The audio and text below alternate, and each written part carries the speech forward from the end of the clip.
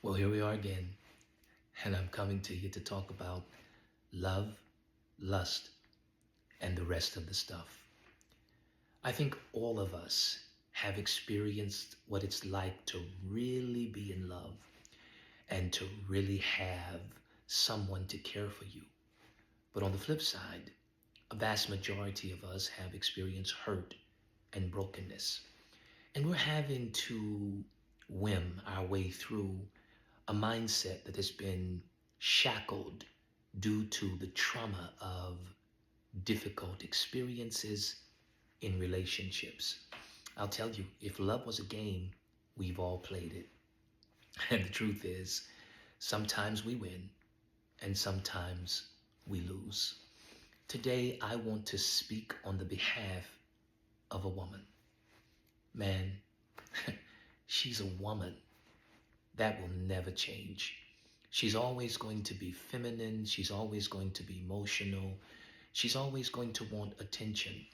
And there are several things that she's built to desire, built to need. A woman wants a man who will protect her. She wants a man that will provide for her. And she wants a man that will love her. A man needs love and a man needs respect. Well, a woman needs love, she needs provision, she needs protection, and she needs respect just as well. She will never change. I'm not talking about her attitude because, of course, there has to be attitude adjustments, and that's easy for a mature woman. A mature woman knows how to make the adjustments to walk with the man that God has given her. A mature woman has no problem with humbling herself and being that support and that helpmeet to the man. But of course, we as men have responsibilities. I don't think it's cool to curse the lady out. I don't think it's cool to put your hands on her. I think that you should honor her as a gift that God has given to you. Did I say a gift? Bump that. Honor her as God's best gift. Do everything in your power within the legitimacy of Christendom, let me say it another way, within the confines of honoring God. Do everything in your power to protect her, to provide for her, to love her, and respect her. And when you protect a woman, provide for a woman, love a woman, and respect a woman, she will go out of her way to make you happy. Does she need an attitude adjustment? Probably so. But do your part and watch how she does hers. You see, a woman is built to mesh. She's built to fit. If she's truly a woman, she has within herself the character and the ability to become. She's like water. Put her in a bag, she'll take the shape of the bag. Put her in a jar, she'll take the shape of the jar. Put her in a bucket, she'll take the shape of a bucket because she's a woman. She knows how to mesh and to fit, how to blend. This is how she's made. But on the other hand, that water that's so calm and so peaceful can become a tsunami and wipe out everything in its path. Bring out the best in her. You're anointed for that. Bring out the best in her. You've been pre-selected for that. And if you honor her, she will honor you.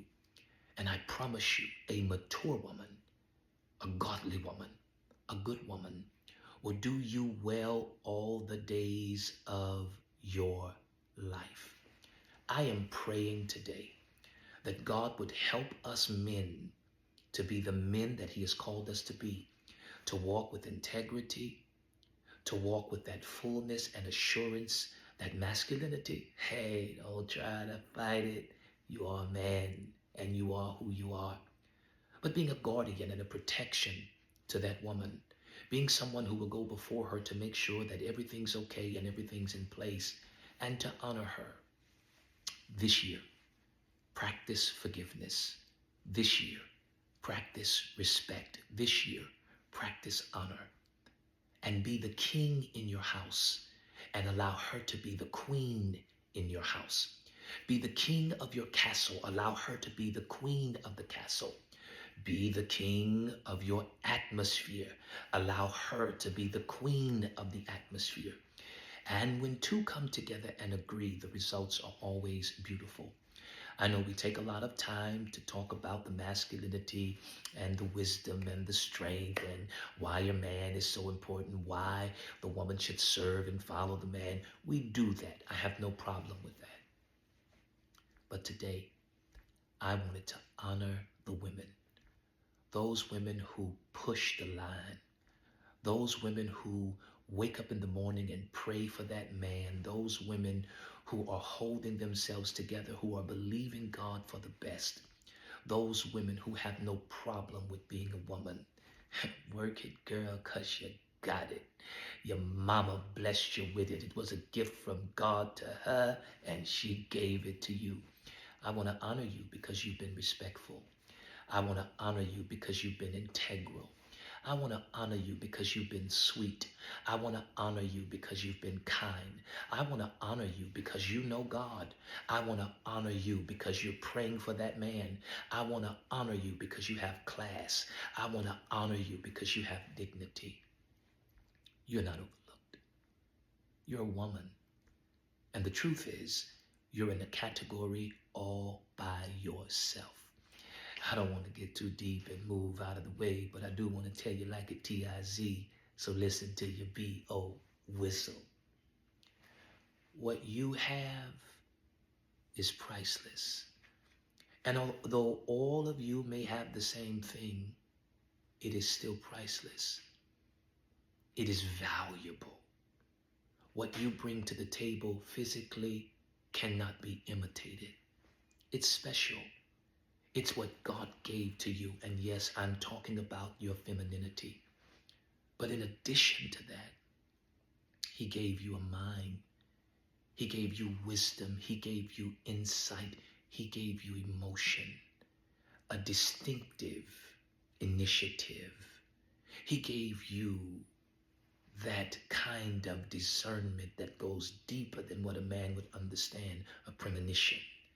He gave you something that can figure it out, that can work it out, that can make it happen. A real woman, you give her $200 and $2,000 worth of bills and she'll pay them somehow. Hats off to you ladies who've been working in the shadows. Hats off to you ladies who've pushed the line. I'm telling you, I appreciate you. Most men are great men, not just because of other great men, but because of great women.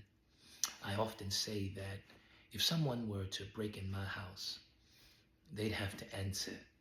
Oh, they'd have to answer to God, but they'd have to answer to me before they answer to God. I can assure you that. If they come into my house, I'm going to reach over and get what I call one of my protectors. And I don't have to be a good shot because I have an infrared light, and wherever the light shines, that's where the bullet goes. I'm going to gather myself, shake myself, get myself together, and then I'm going to get real low, and I'm going to crawl through the house, moving and get in position and just wait on the intruder to get into range. And he better have his black suit on at that point. You see, when I'm going to protect my family, I'm cognizant, I'm clear, I'm calm, I put things in motion, and I move at a certain pace. But a woman, all she has to do is hear the child scream.